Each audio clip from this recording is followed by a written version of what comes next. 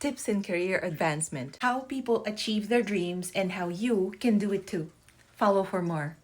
May nakapagsabi sa akin dati na if you wanna grow in the career that you chose, every couple of years, try applying for a job na you are slightly not qualified for.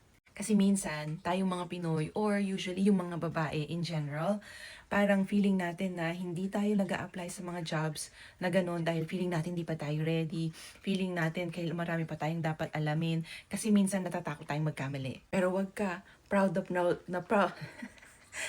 proud ako sa mga lalaki kasi there was a research, sabi nila, male versus female, na mas mabilis mag-apply ang mga lalaki sa mga trabahong gusto nila kesa sa mga babae. Hindi iniisip ng mga lalaki kung eligible ba sila or hindi.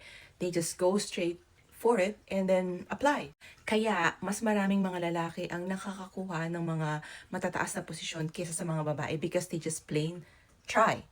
And they are more open to making mistakes. They make a mistake, they just move on. Kasi ang totoo, you will never be ready for anything right away. You will have to suffer, you will have to figure it out along the way. Pero at least nandoon ka na sa posisyon na yon. And you know what? Everyone does it. Hindi lahat ng taong nag-a-apply sa isang trabaho, lalo na yung mga managerial position, are really ready for it. They just figure it out and they are willing to make a mistake and correct it along the way. Follow for more. I hope that helps and I hope that you have a beautiful day.